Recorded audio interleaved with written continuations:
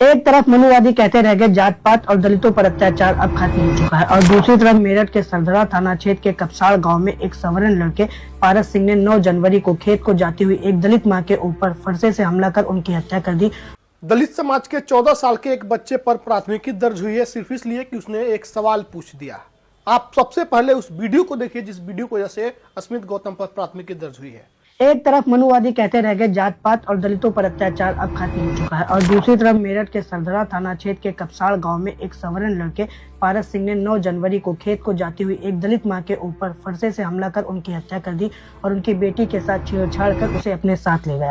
अब यहाँ कोई नहीं कहने आया कि दलितों पर अब अत्याचार खत्म हो चुका है। बात जाति विशेष के होने के कारण से सरकार से लेकर प्रशासन तक सब कोई चुप है। ध्यान दीजिए, ये कोई इक्का दुक्का घटना नहीं है। ये तो दलितों के साथ हुई सिस्टमेटिक हिंसा का हिस्सा है जिसे हर बार लगातार नकारा जाता है। इस बात के लिए एनसीआरबी के आंकड़े खुद गवाह हैं। हर साल हजारों मामले दर्ज होते हैं जिसमें दलितों के हत्या, बलात्कार, अपमान, हमले और सामाजिक बहिष्कार शामिल है। एनसीआरबी की सबसे लेटेस्ट रिपोर्ट बताती है कि एससीएस के उत्पीड़न के लगभग 57,000 मामले दर्ज हुए हैं, जिसमें उत्तर प्रदेश में ही रोजाना 2 दलितों की हत्या होती है, 3 दलित महिलाओं के बलात्कार होते हैं और 6 दलित घरों में आग लगाना या फिर घरों में तोड़फोड़ करने के मामले दर्ज होते हैं। फिर भी गरीबी और बुजदिली के चक्कर में कोर्ट कचहरी से लेकर जेलों तक में दलित ही सजा काटते हुए नजर आते हैं। और अतिशयोक्ति की बात तो देखो, यूपी इन मामलों में सबसे ऊपर है और यूपी के सीएम योगी आदित्यनाथ जी कहते हैं कि यूपी में क्रिमिनल्स थर-थर कांप रहे हैं, लेकिन सच तो ये है कि ये केवल बड़ी बड़ी हाँक रहे हैं। अन्य स्टेट्स या विदेशों में इनकी बेइज्जती ना हो, इसीलिए ये क्रिमिनल्स और अत्याचार के डाटा को झांप रहे हैं।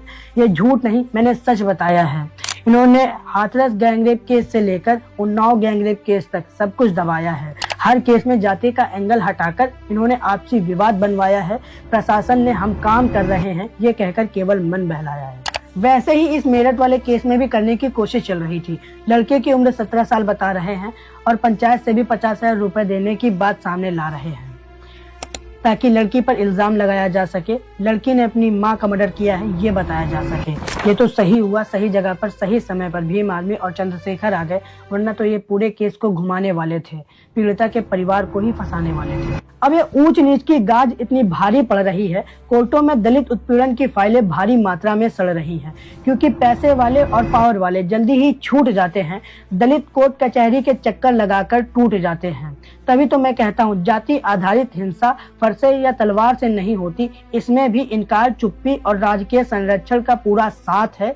और आज जो दलितों पर अत्याचार हो रहा है इसमें भी सरकार का पूरा हाथ है। तो ये दलित समाज से आने वाले 14 साल के बच्चे हैं जो किसी फालतू कामों में नहीं बल्कि सामाजिक मुद्दों पर अपनी ध्यान देते हैं। सामाजिक मुद्दों से जुड़े हुए सवाल ये वीडियो के माध्यम से सरकारों से लगातार पूछते रहते हैं। लेकिन अब खबर आ रही है कि उत्तर प्रदेश के लखनऊ में इनके ऊपर इसी वीडियो की वजह से प्राथमिकी दर्ज हुई है। हालांकि अभी तक आधिकारिक तौर पर इसकी जानकारी कहीं भी उपलब्ध नहीं है, लेकिन कुछ जगहों पर ये जानकारी मिल रही है कि अस्मित गौतम के ऊपर इसी वीडियो की वजह से प्राथमिकी दर्ज हुई है।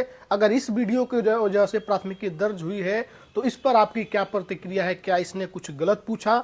इस पर जो भी आपकी प्रतिक्रिया है जरूर बताएं।